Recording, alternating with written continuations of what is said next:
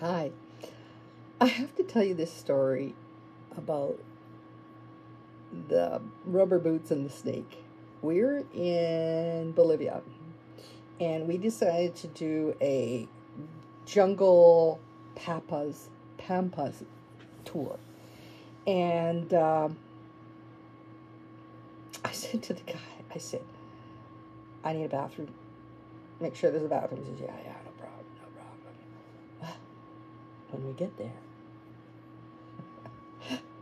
there was an outdoor bathroom, not an indoor bathroom, which I was not pleased. So they got us, we flew into Rurrenabaque. Now, Rurrenabaque is where the Bolivian Andes meet the Amazon. And there has been no reported cases of malaria in Rurrenabaque or Madidi National Park where we were. So that's a good thing. So we get on this boat and there's just Floyd and I. There's nobody else. And so it took us forever to get going. We had to go pick up a guide. We had to go pick up fuel, and I almost think they wait till you get there and get paid before they get ready. But anyway, so we have a driver of the boat, or driver. We have 2 or 3 people on the boat besides us. One's a guide, and one's the spotter in front, and then the other one is the fella that's guiding the motor at the back. So we're on our way to our first stop, and we have to stop. Oh, we made a lot of stops, but one of them was to pick up a cook, and another one was pick up a family. We picked up a family with children and took them downstream or upstream and dropped them off. So we're on our way to our first stop. Well, we get to the riverbank, and there's like lots of steps going up, and I'm looking at that and going, oh, that's a lot of steps. So we get up there, and the guys are holding our luggage like right on their shoulders, and they're making their way up there, and it's like, okay. So we get there, and of course this place hasn't been used for a while, and because it's in the middle of nowhere, the first thing they do is say, you guys, we're going to go ahead and clean up. And so they go in and they clean up the kitchen, because they need to wash the kitchen down, and they go in and they go into the room and put in fresh linen, and they go into the bathroom and hose it down, or not hose it down, but wash it down really well. Because if a place isn't used for a while in the jungle, there's insects, and they leave insect marks. So anyway, so we get into our room, and our room's comfortable enough. We have a nice hammock, and we're laying back and enjoying. And I don't even think we got bit by mosquitoes. I don't even recall, but it was very enjoyable. Well, it was time to go to the bathroom, and there's no bathroom in the room. I gotta use the bathroom outside the outhouse. And while I grew up with an outhouse, I'm okay with an outhouse. But at my age, I just like to get up in the middle of the night sometimes, or always actually. And so it's just very difficult to fall back asleep if I've got to go outside in the middle of the night, which I'm not really keen on because I don't know what's out there. So I'm using the bathroom, and that's no problem. I go to the bathroom, and then a couple hours later, as soon as it started to get dusk, more flies and mosquitoes started to come out. Well, I sat down, and those mosquitoes bit my ass, bit my legs, bit my ankles, bit my shoulders. I barely made it through the job. So I go back to the room, and I have this cream that I made in Ecuador, because sometimes when I'm watching TV in Ecuador, there's a little pesky mosquito. Sometimes I'll just cream up. So I found this cream that had no scent. So I found an unscented cream, and the area that we're in Ecuador, they had a natural store, and they had a whole bunch of little bottles of oil. So I got lemongrass oil, peppermint, lavender, eucalyptus. I had a list here: cloves, tea tree oil, citronella. I think about 8 or 10 oils. So I took the cream that was unscented in a bowl, and I added a whole bunch of these oils, and I mixed them up, and I threw it back in the container, and then add some other containers. And so I had that with me, and so I go back to the room, and I'm lathering. The next time I go to the bathroom, I'm lathering my legs and my arms and my ankles, and it worked. They didn't touch me. In fact, I think they just like ran away from that room pretty fast, because that room was pretty clear of insects. So, but like I said, there is no malaria cases reported in this Rurrenabaque area and this Madini National Park. But it was still annoying. It's still annoying. But anyway, so we're done that. And we have a cook, and she's whipped up a whole bunch of stuff, food for us, some really good food. And we have our sleep, and we get up in the morning, and she's got a whole beautiful big breakfast for us as well. And we're getting back on the boat. And thank God it was only one night. And we get back on the boat. We guys carry our bags over top of their shoulders, and we get back on the boat, and we're going to a new location. So we go to this new location, and it has a bathroom. It's really nice. It's a really nice one. So the guy says, do you want to go to, I forget what he called it. It was actually 2 tall rock formations with water running in between it. And then he took us to a bunch of neat places, and he said, make sure you bring your rubber boots, because they give you rubber boots before you get, as soon as you leave. That they outfit you with rubber boots on day 1 before you even get anywhere. So we have these rubber boots, and he says, you have to wear rubber boots today. And we're going, yeah, okay, fine, we'll wear our rubber boots. So we traipse through some jungle, and he takes us to an area, and then he goes, oh, it's too much water, so we can't go here. And so we go back, and it was like actually quite a pleasant walk. And then he takes us back in the boat. He takes a little bit farther, and then he goes and picks up his wife and daughter. And the daughter is looking forward to swimming, and we're thinking, oh well, cool, that's all right. They're with us. So we go to this one spot, and the daughter is in the pool, and she's enjoying, or in an area with water, and it wasn't quite a lake. It was just like a pond. It was like at the end of a river or something. But anyway, so we're walking, the 3 of us, the guide, Floyd and I. I'm following the guide, and we're walking upward through these rocks. So we'd walk a bit in our rubber boots, and then we'd go up this rock formation, and then we would walk a little bit more in water with our boots, and the water's getting deeper. Then we go up into another formation, and each formation had its own pool of water. And it was getting to the point where the pools were getting higher and higher. And I said, this pool of water is deep. I said, I'm going to get water inside my boots. He said, yeah, that's okay. That's no problem. I said, okay. So we're walking, and we get water inside our boots. And then we crawl up another rock formation, and we get to this one spot, and he goes, and I go, what's happening? He goes, I saw something. And I go, oh, what did you see? He says, I don't know, maybe a little snake. And I went, what? I said, I'm not going in there. I'm out of here.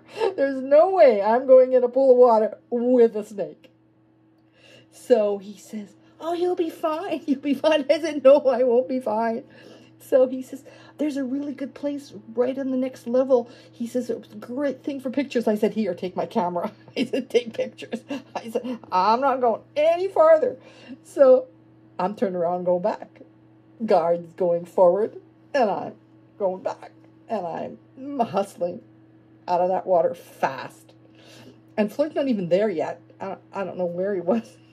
So I go, I'm rushing back through the trail and through the rocks. And then I meet up with Floyd, and he goes, what's wrong? I said, and he's got this look on his face. I know. He says, what's wrong? I said, he said there's a snake in that pond. And Floyd just looked at me. He never said a word. And I said, I'm out of here. I said, I'm out of here. I'm gone. And so we left. And we went to the very bottom and because each level, I felt safer at the other levels. And so we get back on the boat. And I said, so, was there a snake in there? And he goes, I thought I saw him. I think there was, yes. I said, well, is it poisonous? He says, oh, yeah. I said, are you serious? He said, yeah, but it was a baby. I said, I don't care if it's a baby, if he's poisonous. He says, you'd have been fine. I said, I didn't want him to get inside my boot, because I said, if he'd got in my boot, I'd have died. So, yeah, he got some nice pictures. But, so then we get back on the boat, and he gives us a tour around, and we have actually a really great time after that. So then we're done with the jungle tour, and it was like a two-part tour. The other one was called Pampas. And I said, well, is this a jungle? And they go, no, it's more like a wetlands. And I'm thinking, this doesn't sound it sounds a little boring, but okay, we'll do it. So we do it, and actually it worked out really good. So we get there, and there's like more people, quite a few people actually, but mostly young people. I think we were the only old people there. So we're doing a boat tour, and we get on the boat, and there are capybaras, and these are like, they look like a, I want to look up capybara here. They kind of look like a pig. Capybara. They look like a pig. And they're fat. And they're along the riverbank. And also along the riverbank are caimans. Well, caimans are like the alligator family. Shit. These are like full of alligators and tons of them. I often was thinking, where are they going to get the food? But I'm thinking they go for the capybara, because the capybara in the daytime they kind of spread out a little bit, but at night they just because that's when the caiman will go after the capybara. They'll congregate together, so they're safer as a group. But we saw all kinds of nice things along like a whole bunch of birds and a bunch of stuff. So we're going, and we see a cow that's stuck. And we pull over, and we're going, what's happening here? And they go, oh, this cow's stuck. We can't get him out of the mud. And so the guy says, well, do you need help? And he says, well... So our tour guide said, we should be fine. They'll work on it. This is another boat, and we'll move on. So we go, and we stop for fishing, piranhas. And of course, I'm fishing, and Floyd's fishing, and I'm catching nothing. I don't know whether I don't have the patience, but Floyd caught a piranha. That little guy. But he caught a piranha. So then we go to this other area where the pink dolphins are. Now, this is a part of the river that's wide. And so he goes, oh, there's pink dolphins here. We can come here and swim. And I go, what? We're swimming. So everybody's swimming. Floyd's not. He's on the boat. I'm going in the water to swim.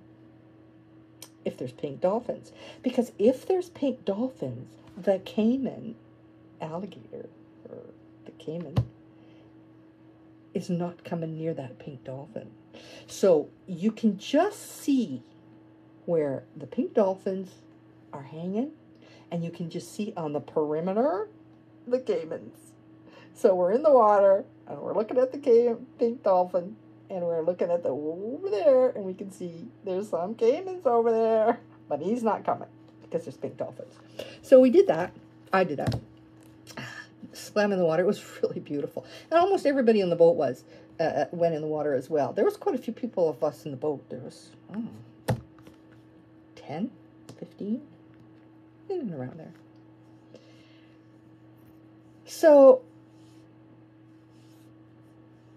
we go back, and the cow's still there.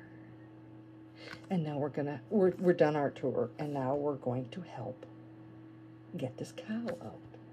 And we're in the boat. We get off the boat. We walk up this hill, thinking maybe we'll go look for a farmer to tell him that his cow's in the mud, stuck in the mud. We get up. There's nobody, just cows, because we had walked up this big hill. So we're trying to get this cow out, and the people on our boat are in the water, getting out of the water, helping pull this cow out. Well, it was a difficult job. He was stuck in there big time. We couldn't get him out from the water onto the land. So what they did is they pulled him in the opposite direction, and they got him floating. They tied him up like in 4 corners, and they got him floating, so then that way they could move him over to an area that was shallower and harder and easier for him to walk on, where there was less mud. And so this little situation took a couple hours. We were there for a while, and it's getting dark, and we're worried, and because these guys are in the water, and there's capybara or caiman all over the place. There's like caiman all over, not close to us, but so it's getting dark, and of course the caiman, they're nocturnal, or I think they're nocturnal, but that's when they're going to start getting their meal, is when it starts getting dark. So the guy on the boat says, I need a couple of you guys to take your cameras and put your flashlight on and place your flashlight against the perimeter, or against the bank, and shine it on the caiman's eyes so that he doesn't come inside the water. So there's a few of us, a couple on one side of the boat, a few on the other side of the boat. We get our cameras out, and I think there was some people that had flashlights too. So if you had a flashlight or anything that was bright, any light, so there we are with our camera.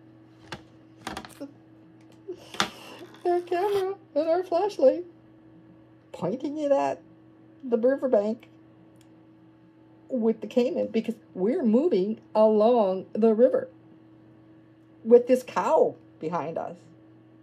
And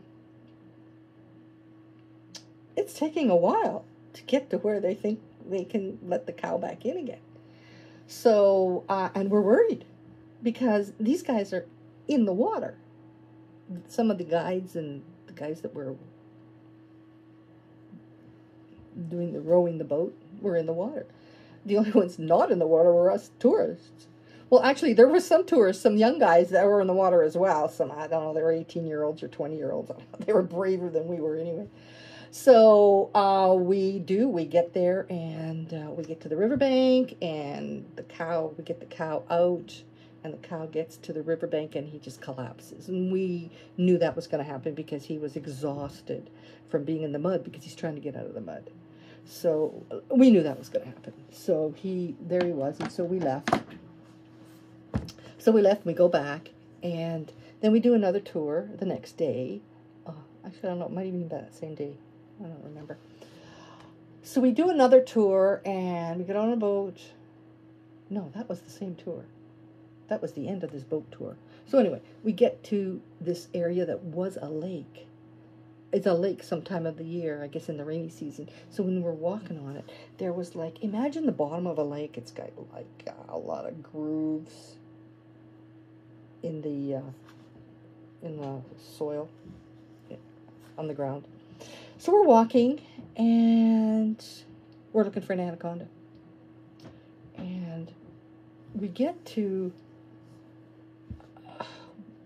a couple spots that we thought the guide thought the anaconda wasn't. Well, we get here, no anaconda. We go to another spot, no anaconda. We get to another spot, no anaconda. Floyd and I are going, look, guys, are you circling back here by any chance? Because we're getting tired. And the guy says, oh yeah, we're just going to go over here and look for anacondas, and then we'll circle back and probably be back in about half an hour. And we said, all right, we'll just park ourselves against this tree. It's like 85 out, so it's warm. And we're done. We've had enough. And so the youngins, they go traipsing off. And Floyd and I are leaning against the tree, enjoying the quiet, the rest. I don't know, they came back about an hour, maybe 2. I don't know, they were a long time. It felt like a long time. I'm not sure how long.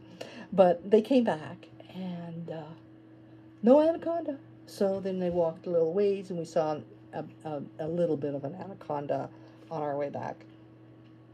But some of the areas that we walked were really grassy as well. Some really tall grass. And so we get back on the boat, and one of the girls says, oh, I can't wait to get in the shower as soon as I'm out of here. As soon as I get back, I'm going to get the shower. And I'm thinking, that's a great idea. So we get back, and I go straight to the shower. I just drop my stuff, like right in the middle of the floor, and I go straight to the shower. And Floyd didn't do that. He laid in bed. He says, oh, no, I'm too tired. He says, I'll do that in about a couple of hours. He says, I'll do it just before I go to bed. So fine. The next day, he's got all these bite marks in the grooves, like right in the armpits, like right in like the like where the leg and the hip meets. And I said, what the hell is this? And he goes, I don't know. So I look it up, and it was chiggers. And I said, well, how come I don't have chiggers and you do? And we arrived at the conclusion is that because when I got to the room and I just showered right away, if there was any on, then I would have got rid of them right away. So he says, I don't even feel anything. He says, I don't feel anything. He had it on his back as well. And yeah, he says, no. I says, is it itchy? He goes, no, not itchy. So that was fine. But about 2 or 3 days later, apparently it started to get itchy. And then he was fine. But it was a big surprise to see all those bites there. But I guess the solution is, if you're walking around in grassy areas in the wetlands, is to jump in the shower right away when you get back. I guess that's the solution. So that was a really interesting, and the food that they cook was really good. It was very, very good. So that was our jungle pampas wetland tour in Bolivia, and it was in Rurrenabaque. So then we got back and stayed in the city area in Rurrenabaque for a day or two. That was really beautiful too. Breakfast was served out in this patio with a whole bunch of greenery and birds singing. So it was really quite nice. was really quite nice. But we had a jungle tour in Ecuador, maybe 10 years ago, a while back, and it was way different. It was super made for people that are high maintenance, that don't like to do very much. But this one here that we did in Bolivia was made for the youngins, but we still had a great time. We still had a great time. So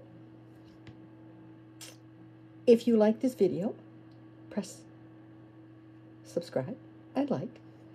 And I have a few more stories about Bolivia, actually. There's a couple other things that happened in Bolivia because they had a protest. And so we were in La Paz, in and out of La Paz.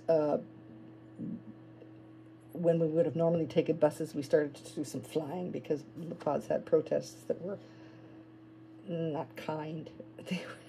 They were not kind, I'm telling you, the protesters. But anyway, so I am going to tell you some more stories because we still did the salt flats when we were in Bolivia. We did a few other things a few other stories that I'm hoping you'll find interesting. So I will see you on the next story tell. And I hope you enjoyed this video. So if you did, press subscribe and like. And you have yourself a great day. And take care.